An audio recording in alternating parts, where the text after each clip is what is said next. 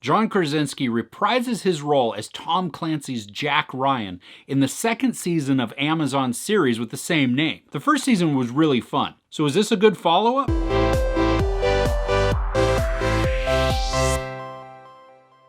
In the second season, Jack Ryan is dealing with political unrest in Venezuela. I like that we get to see more interaction in season 2 with Wendell Pierce's Greer with John Krasinski's Jack Ryan. I mean, those two are like oil and water. I mean, they are grumpy old men, the odd couple, just a funny old married couple who kind of get along, but just really more tolerate each other than anything else. We do have some of the characters from season 1 come back, but surprisingly, Abby Cornish was missing from the entire season 2. With this new season, the focus on politics in Venezuela, it lacks a lot of the tension and the unease and even just the urgency that season 1 had. The addition, though, of Noomi Rapace to this season is a great one, especially because we don't totally know what side she's on. I mean, she's a spy just like Jack Ryan is, so there's a lot of misdirection in there. There's really...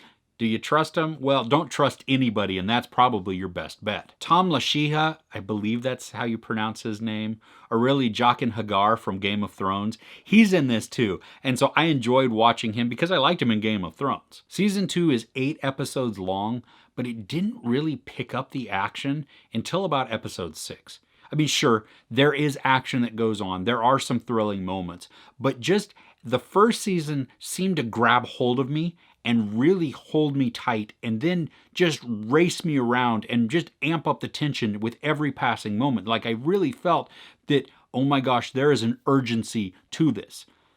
In season 2, the urgency is really this impending political election, and okay, I kind of care. I don't really care. It was tough. So really what the tension was, or what they were trying to do, and the action is everything surrounding this. And you have Jack Ryan and you have Greer searching for different pieces of something that they think is going to converge.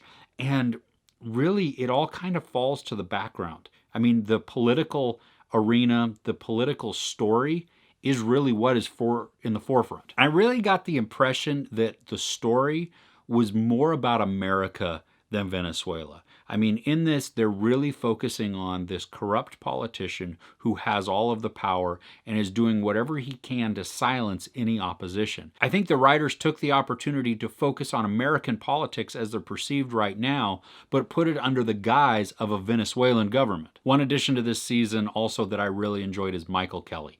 He is the CIA chief of station for Venezuela, and he's funny. Because he's snarky, he's sarcastic, he doesn't put up with crap. He's kind of grumpy the entire way through, and it worked for me. Now, there is a subtle mystery that is going on throughout the entire season, and I say subtle because honestly, I forgot it was happening or even going on until the very end, and then it was kind of revealed.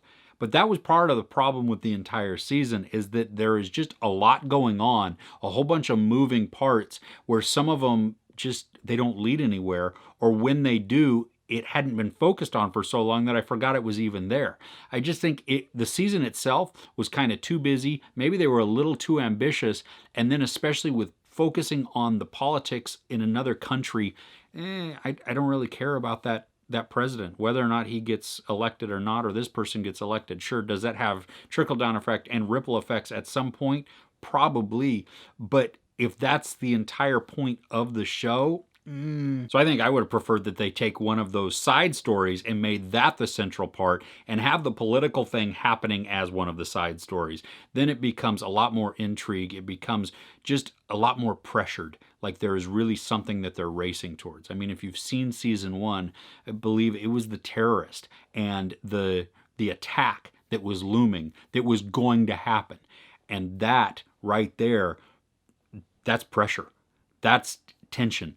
You want to know. You need to know. They need to find this person, because if they don't, a lot of people are going to die. And in this, we don't really know the outcome of a political election. So you know, it just kind of fell flat for me there. So apparently there is going to be a season 3. I'm excited for it. I really hope that they kind of go back to the formula of season 1 and really push the suspense, the tension, the intrigue, and let that be the driving force. Choose a really compelling central story and then run with it. Then hook us all and drag us along with you and make us want to keep up. So that remains to be seen. I don't know exactly when it's coming out. My guess is it will probably be late 2020 or into 2021 at some point. There's no sex or nudity. There is profanity and violence. I give season 2 of Jack Ryan 3 out of 5 couches. Are you a fan of Tom Clancy or Jack Ryan?